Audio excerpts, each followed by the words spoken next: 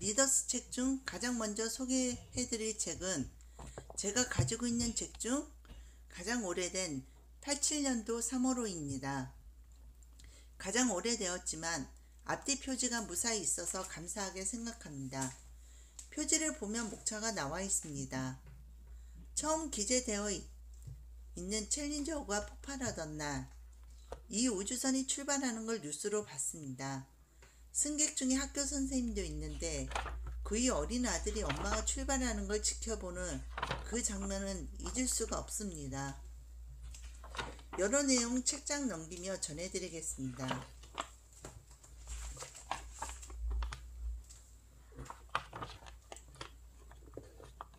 무쇠 여인 조니 더니 용기.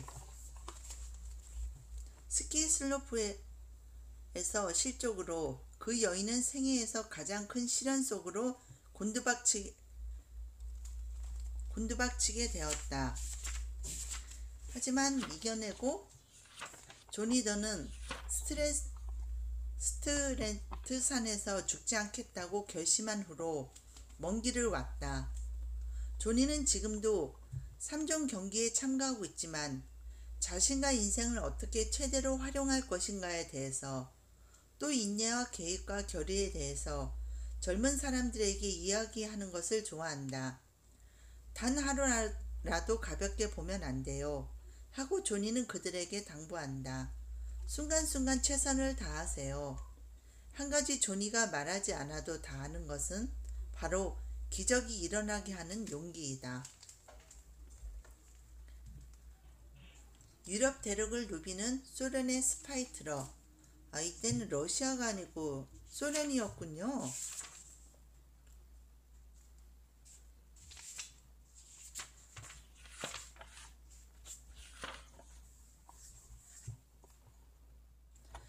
짧은 글입니다.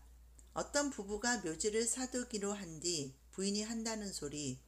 우리는 지하 콘도미니엄에 투자를 한 셈이군요. 누구나 알아둬야 할 중풍의 적신호. 뇌졸중이 이때는 중풍이었습니다. 마비 증세, 따가운 느낌 혹은 무력감, 일시적인 시력 상실, 일시적인 언어장애, 현기증 불안정감 혹은 갑자기 쓰러짐.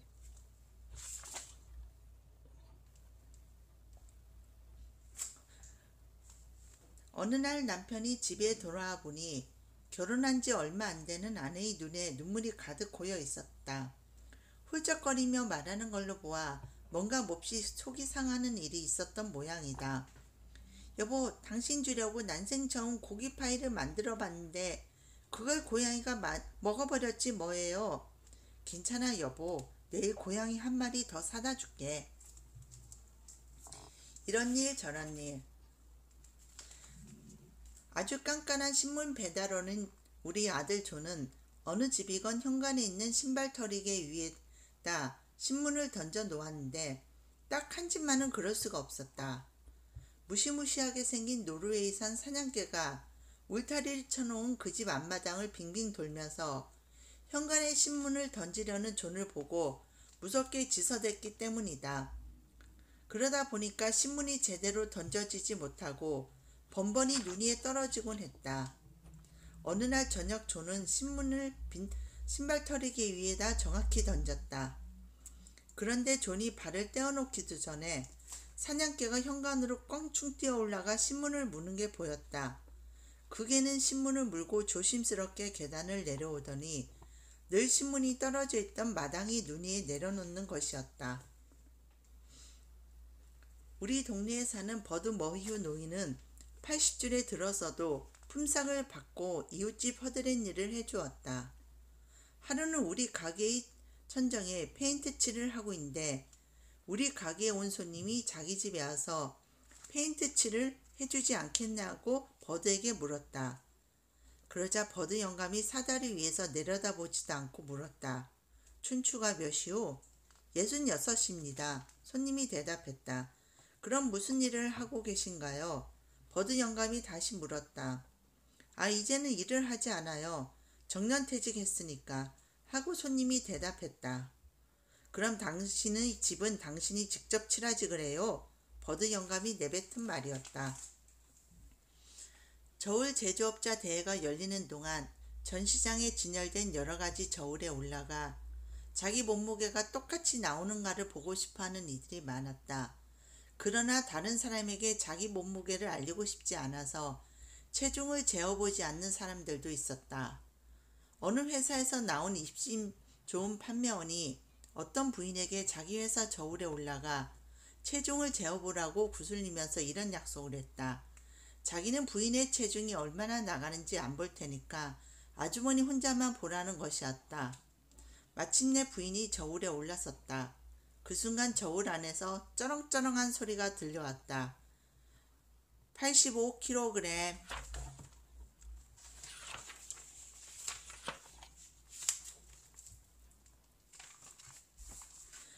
거짓말대회 최종 결선에서 한 사람이 먼저 입을 열었다.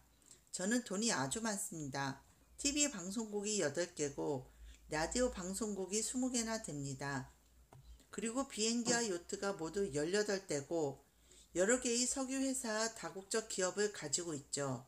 심사관이 좋습니다 하더니 다음 사람을 가리키며 이제 댁의 차례입니다 하고 말했다.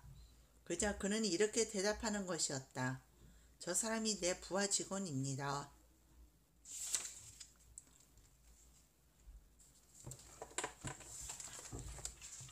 어느 날 밤 사라진 남편. 오랫동안 같이 살아온 남편이 기억상실증으로 행방불명됩니다. 남편은 당시 경찰의 도움을 안 받고 기차를 타고 멀리 가서 새로운 인생을 15년간 살게 됩니다. 워낙 성실 친절했던 사람이라 새로운 인생에서도 많은 좋은 사람들과 만납니다. 어느 날 머리를 크게 다쳐 15년 만에 귀가합니다. 믿고 기다린 부인은 남편이 좋아하는 푸른색 방석이 있는 자리에 앉힙니다. 남편은 말합니다. 우리 둘이 함께 보내는 나날은 우리가 헤어져 있던 시간을 점점 단축해주고 있는 것 같습니다.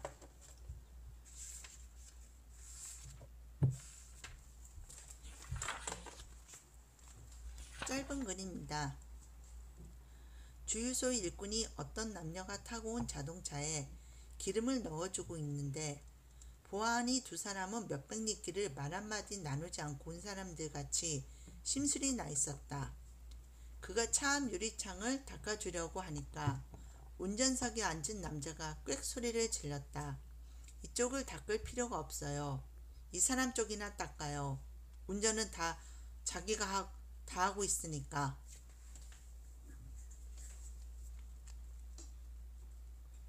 잠깐 생각을. 헬렌 베빙턴. 공자는 아주 엄격한 사람이어서 똑바로 놓이지 않는 방석에는 앉지를 않았다. 그리고 끼니마다 생강을 들었으며 음식을 먹을 때나 잠자리에서는 말을 하지 않았다. 그러면서도 갑자기 천둥이 치면 얼굴빛이 바뀌고 때로는 비파에 맞춰 노래를 불렀고 눈물을 흘리기도 했다. 아울러 그는 허세를 꾸짖고 성실과 겸양이라는 아주 단순한 덕목을 가르쳤다. 칭찬할 만한 사람을 보거든 그를 본받으려고 힘써라. 그렇지 못한 사람을 보거든 돌아서서 내 자신을 살펴라. 덕이 무엇이냐고 묻자 공자는 대답했다. 덕이란 사람을 사랑하며 지혜란 사람을 이해합니다. 버너드 지틀슨. 중국인들은 행운을 기회라고 부른다. 또한 그들은 기회가 날마다 우리를 찾아 문을 두드린다고 말한다. 기회가 문을 두드리는 소리를 듣는 사람도 있는가 하면 듣지 못하고 놓치는 사람들도 있다. 기회가 문을 두드리는 소리를 듣는 것만으로는 충분하지 않다. 그 기회를 반갑게 맞아들여 친구가 되어 함께 일해야 한다. 애슐리 쿠퍼. 지나치게 겸손한 사람에게 너무 큰 신뢰를 걸지 마라. 제 자신을 자랑하지도 못하는 사람은 다 달아뻗은 배터리처럼 아무 소용이 없다.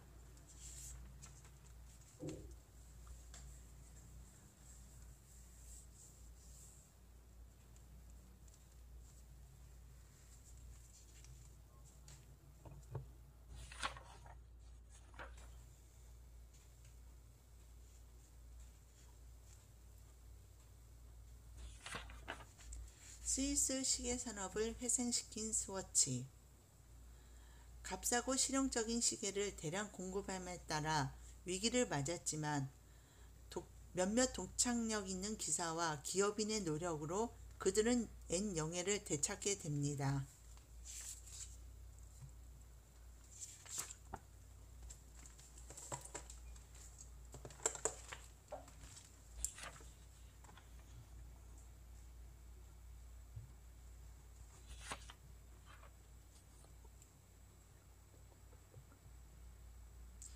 근심 걱정을 극복하는 길.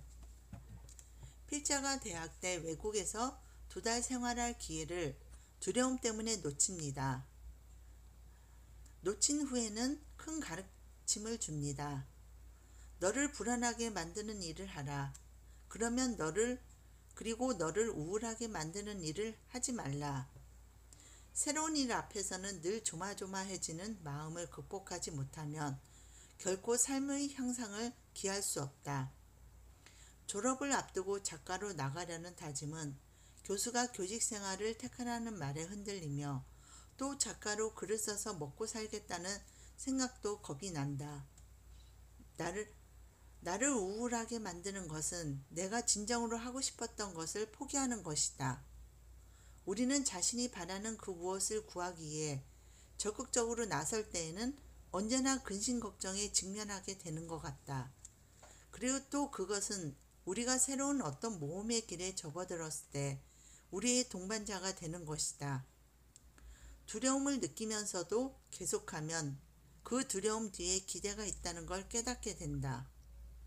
어떤 개인은 근심 걱정을 야기시키는 상황에 자주 노출되면 그는 결국에 가서 걱정해야 될 건덕지가 아무것도 없음을 알게 된다. 근심 걱정을 야기시키는 문제들을 회피함으로써 근심 걱정을 없앨 수는 없다. 시도하지 않으면 배울 수 없다. 새로운 것, 색다른 것은 거의 예외 없이 두려움을 유발하는 법이다. 그러나 우리는 어떤 일을 시도할 때마다 배우게 되고 또 그러한 배움이 쌓여감에 따라 세계는 우리의 눈앞에 새롭게 펼쳐진다. 근심 걱정을 도전의 기회로 삼아라. 그러면 기적같이 놀라운 결과를 가져올 것이다.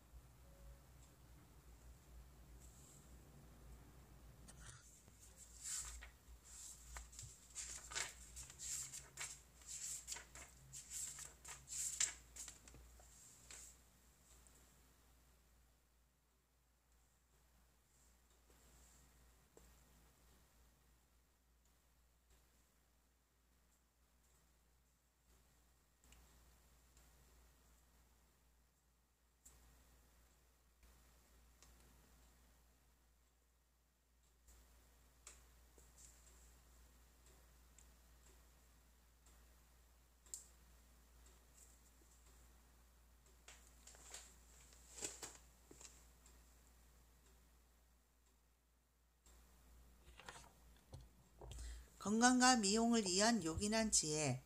눈을 보호하는 비결. 가까운 것을 집중적으로 보는 일을 20분마다 멈추고 약 1분 동안 먼 곳을 응시하면서 눈의 피로를 풀어주라. 그러면 눈동자에 초점을 맞추는 근육이 쉬게 된다. 그리고 몇 초 동안 눈을 꼭 감았다가 몇 번 더 깜빡인다. 그러면 눈에 수분이 공급되어 빡빡하지 않게 된다. 얼굴에 관한 사실. 손은 신체의 다른 어느 부위보다도 병균에 접촉하기 쉽다. 손으로 얼굴을 자주 만져서 알게 모르게 세균을 옮기는 버릇이 있다면 버리도록 해라. 그러면 감기에 덜 걸리게 된다. 똑바로 누워서 거울을 얼굴 위로 들고 들여다보라. 늘어진 피부가 장력에 의해 제자리로 돌아간다. 발에 관한 상식. 사람은 일생 동안 평균적으로 지구 둘레의 5바퀴에 해당되는 18만 5천 킬로미터를 걷는다. 천연 소재 양발을 신고 신발을 살 때는 저녁에 고르는 것이 좋다. 후끈거리고 피곤한 발을 시원하게 하려면 찬물에 발을 담근다. 머리카락 손질. 너무 세게 머리 감지 말기. 머리는 물에 젖었을 때 가장 약하다. 만약 머리카락에 정전기가 많이 생기면 옷에 사용하는 정전기 방지 스프레이를 머리빗에 뿌려둔다. 치아에 관하여. 이를 희게 하는 특수 치약은 이의 누런 부분을 없애주지만 재생되지 않는 범랑질까지 제거해버린다. 이런 치약을 쓰느니 치과에 정기적으로 가는 게 좋다. 의치를 사용하는 사람은 적어도 6개월에 한 번씩 검사 받아야 된다. 운동에 관하여 빠르게 걷는 게 가장 좋은 운동이다. 사랑과 웃음. 출근 전에 아내에게 키스해주는 남편은 그렇게 하지 않은 남편들보다 더 건강하고 오래 살며 더 많은 돈을 번다. 가장 건강한 결혼 생활은 부부가 함께 운동을 함으로써 이루어진다. 쾌활하게 웃으면 위장과 가슴 근육, 그리고 심장과 폐가 운동을 하게 된다. 스트레스도 풀어준다. 웃음이야말로 최고 명약이다.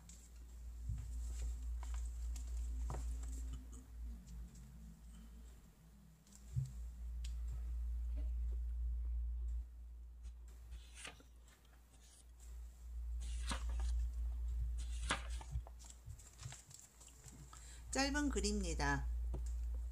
아들이 새 모이통을 만들어 달라고 해서 근처에 있는 야생동물보호센터에 전화를 걸어 새 모이통을 어떻게 만들면 이상적인지 물어보았다. 보호소 직원이 몇 가지 간단한 방법을 알려주면서 이번 일요일 오후에 아드님과 같이 한번 들리시죠. 아드님은 파충류와 양서류, 동물에 대한 소개 프로그램을 구경할 수 있고 선생님은 우리가 싸게 팔고 있는 새 모이통을 구경하실 수 있으니까요. 하고 권하는 것이었다. 무료한 일요일 오후를 메울 수 있고 아울러 아들의 부탁도 들어줄 수 있게 돼서 그렇게 하겠노라고 대답했다. 그리고 불쑥 생각 없이 그거 참 일석이조가 되겠군요. 하고 덧붙였다. 저쪽에서 잠시 잠잠하더니 이렇게 말하는 것이었다. 여기서는 되도록 그런 말을 쓰지 않도록 하고 있습니다. 당신의 우리말 실력은 모르는 단어들이 많이 나옵니다. 한항다짐, 어셈, 고든불림 등. 배경 검둥이의 주어. 개를 좋아하지 않는 자신을 집요하게 쫓아다닌 떠돌이 개를 입양하여 그 개와 일상을 보내다 떠나보내는 마음을 울리는 내용입니다. 수의사에게 묻습니다. 그의 즐거운 시간은 다 지난 것일까요? 그렇다는 말을 듣고 개를 풀어달라 말하고 같이 고향에 갑니다. 검둥이가 죽은 뒤에도 검둥이 목에 걸린 명찰이 짤랑거리는 소리가 들리는 듯한 착각에 한밤중에 잠이 깹니다.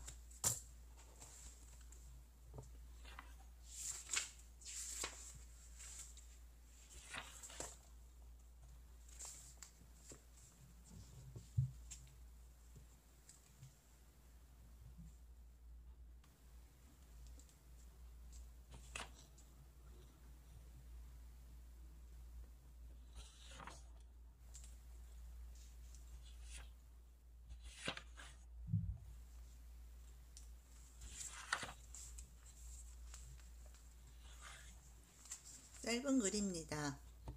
스코틀랜드 출신의 전 라이트급 세계 챔피언 짐 와트는 그가 죽으면 비문에 어떻게 써놓으면 좋겠느냐는 질문을 받고 이렇게 대답했다. 아무리 오랫동안 카운트를 해봐라. 이번에는 일어나지 않을 테니까. 에드는 자동차에 치였는데 한 달 후에 친구 어운을 만났을 때에도 여전히 목발을 짚고 있었다. 자네 아직도 목발을 쓰지 않으면 걸어 다니지 못하나? 의사는 내가 목발을 쓰지 않아도 된다고 하는데 변호사는 너무 이르다는 거야.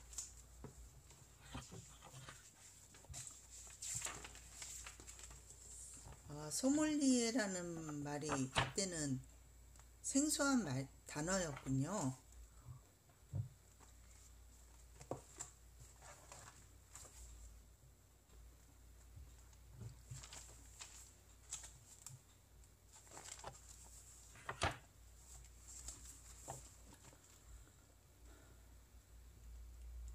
결혼 생활은 꽃밭처럼 가꾸어야. 부부관계는 꽃밭과 같아서 사랑으로 돌보고 지성으로 가꾸어야만 아름다운 꽃을 피운다. 자양분이 풍부한 환경을 마련해야 한다. 그저 가까이 있어주기만 해도 위안을 느끼는 사람도 있고, 손을 잡거나 안아주거나 자기 말에 귀를 기울여 주는 게 필요합니다. 또한 함께 재미있는 시간을 가지라고 권합니다. 그리고 여러 가지 요령에 대해서 알려줍니다. 자기의 배우자에 대해서 알아야 한다. 정원을 가꾸는 솜씨를 기르는 비결이 식물 개개인의 특이한 성질을 익히는 것이듯 배우자에 대해서 알아야 된다. 말합니다. 상대방의 마음을 알아보는 가장 효과적인 방법은 중요하게 생각하는 것을 털어놓게 만드는 질문을 하는 것입니다. 여기에는 맞는 답, 틀린 답도 없고 당장 대답하라고 강요해서는 안 됩니다. 변화에 적응해야 한다. 계절이 변하듯 진실로 중요한 것은 변하지 않고 그대로 있지 않습니다. 사소한 문제들을 재빨리 처리해야 한다. 유능한 정원사는 피해가 번지지 않게 하기 위해 나무가 마르는 첫 조짐을 놓치지 않고 살핍니다. 기분을 상하게 하는 사소한 것들을 무시해 버리려고 하는 부부가 많습니다. 그러나 화나는 일을 쌓아두었다가 한꺼번에 터뜨리면 더 확대될 수 있습니다. 장래를 위한 계획을 세운다. 아름답고 무성한 나무들도 오래전에 정원사가 그곳에 심을 계획을 세우지 않았던들 그 자리에 없었을 것입니다. 책임을 인정해야 한다. 그것은 우리가 언제나 거기에 있겠다는 약속입니다. 우리는 언제나 행복할 수는 없습니다. 책임이 가장 중요한 것은 바로 그런 때입니다. 부부가 정원에서 나무를 심는데 온통 먼지와 땀에 범벅이 된 남편을 보면서 아내는 늘 함께 공유할 그 무엇을 창조하고 있다고 생각합니다. 이 정원은 우리의 책임의 상징입니다. 그 나무가 계속 자라고 있는 한 우리도 성장합니다. 우리 집사람이 큰딸하고 장속을 뒤지며 정리를 하다가 자기 결혼식 때 입었던 웨딩드레스와 옛날 사진들 그리고 기념폐물들을 자랑하고 있었다. 그런 물건들 가운데 25년 전 우리가 연애를 하던 시절 내가 아내에게 써보낸 편지들을 모아서 단정하게 묶어둔 다발도 있었다. 이건 뭐죠, 엄마? 하고 물으니까 집사람이 이렇게 대답하는 것이었다. 내 아버지 선거 공약을 모아둔 거지. 인생의 3단계. 산타크로스가 진짜로 있다고 믿는다. 산타크로스를 믿지 않는다. 마침내 자기가 산타크로스 할아버지 노릇을 한다.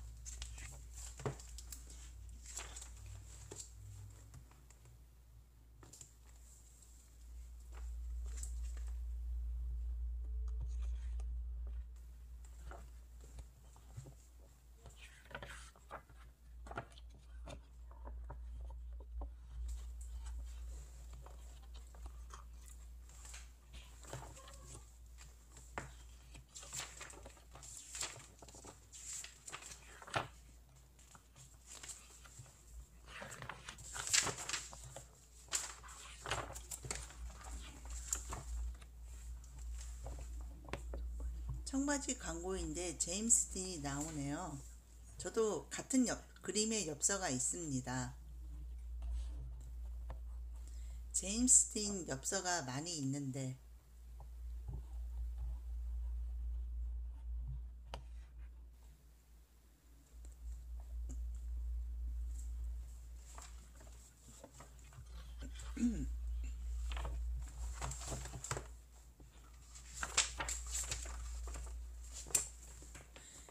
지옥의 불길로 뛰어든 용감한 소방관. 전복되어 화염에 쌓여 있는 트레일러와 승용차에서 두 소년과 소년들의 부모, 승용차의 탑승자를 눈앞의 불과 폭발 속에서도 구해낸 노련한 소방관의 일화입니다. 경험상 차에서 나는 소리와 긴박하고 위험이 바로 앞이라는 걸 알면서도 구조한 소방관은 목격자라는 말만 하고 자리를 뜨지만 뉴 로셀 소방국 주최 시상식에서 5명 인명을 구조한 공로로 시장특별상을 받습니다. 소방서장은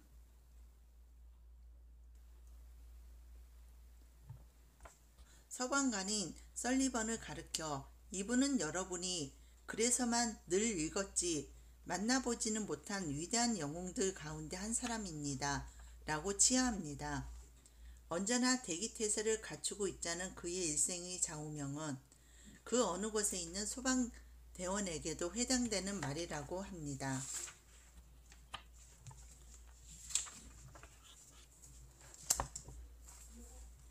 지미 발렌타인의 새로운 인생.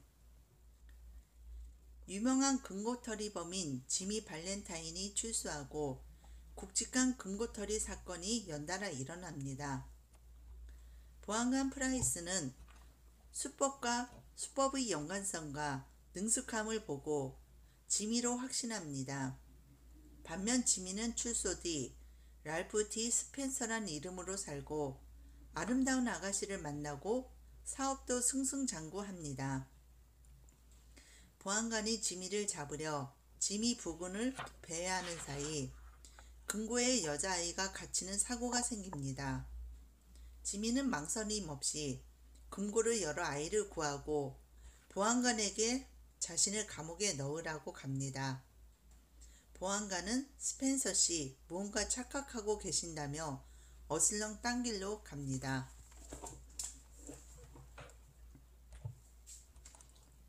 아시아계 미국인 학생들이 더 우수한 이유는 내용에 초등학교가 아닌 국민학교가 나오네요. 미국에 있는 아시아계 학생들이 성적이 좋은 이유에 대해 교육계의 여러 전문가들이 연구한 바를 내놓았습니다. 그들은 선천적인 것보다는 부모의 헌신적인 노력, 아이들의 자습시간, 또 아이들의 책임감을 들었습니다. 유치원에서는 미국 어린이가 수학을 앞섰습니다.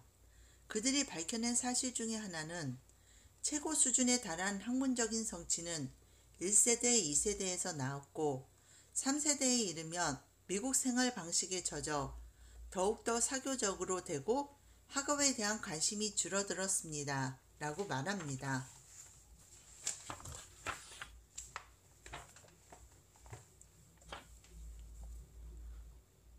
도난당한 성화의 수수께끼.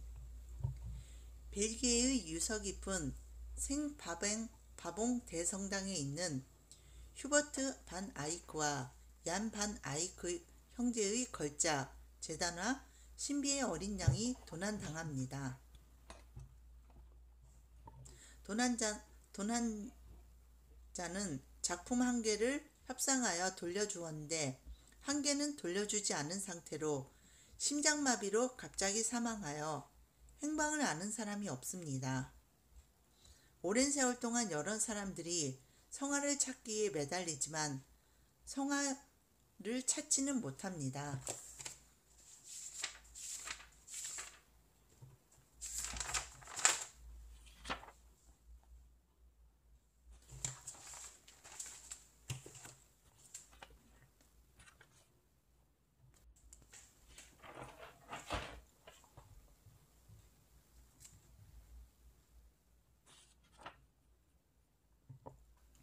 아버지가 주신 최고의 선물. 죽음이 임박한 순간 중요한 것은 얼마나 생명을 더 연장하느냐보다 어떻게 품위 있게 죽느냐 하는 것인지도 모른다고 합니다.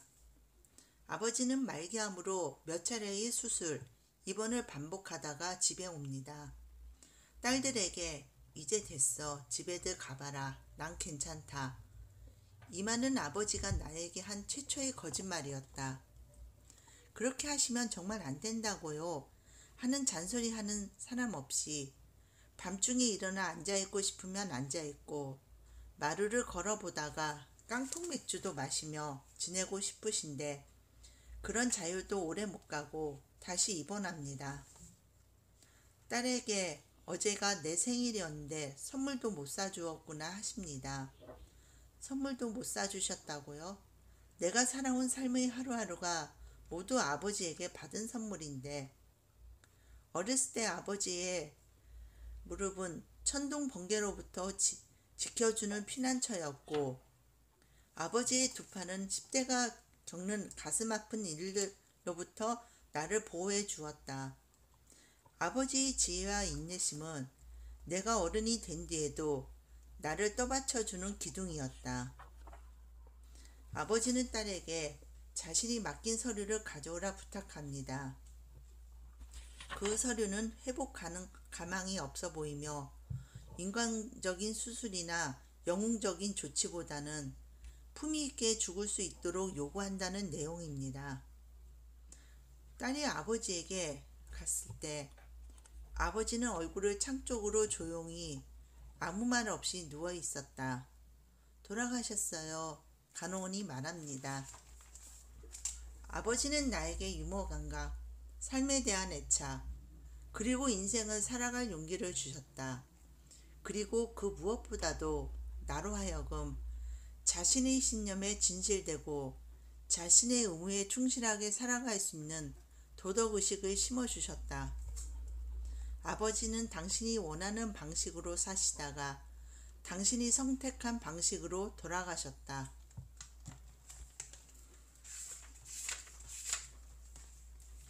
짧은 글입니다. 짙은 안개 속에서 자동차 하나가 다른 차를 바싹 붙어서 따라가고 있었다. 앞서가던 차가 급정거하는 바람에 뒤따라가던 차가 들이받고 말았다. 뒷차의 운전자가 차에서 뛰어내리더니 버럭 화를 냈다. 여보, 당신 정신 있는 거요? 이렇게 안개가 자욱한데 급정거를 하다니. 그러자 앞차의 운전자가 점잖게 말했다. 한 가지 물어봅시다. 당신 남의 집 차고에서 뭐하고 있는 거요?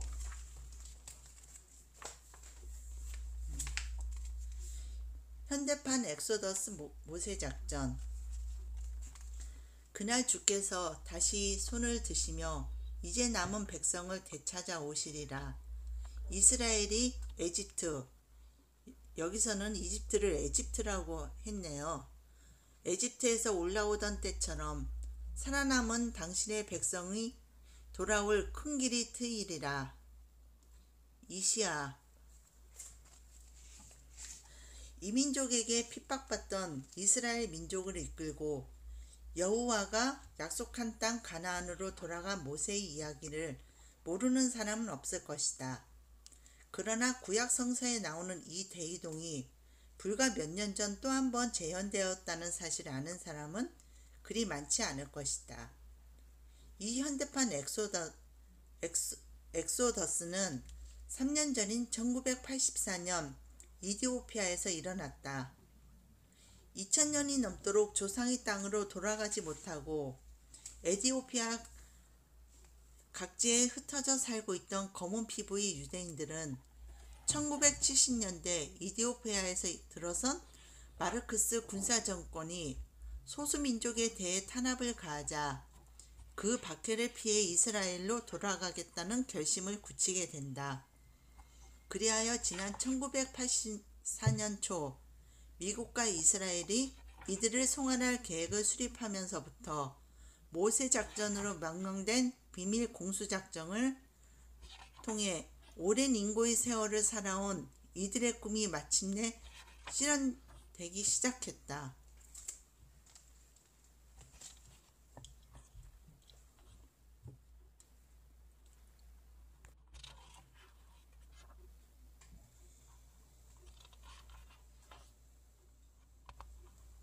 이와 같이 한 권에 있는 여러 내용을 소개시켜 읽어드렸습니다. 부족한 점이 많지만 다음 권에서도 나름대로 성실하게 여러분께 내용을 전해드리겠습니다. 고맙습니다.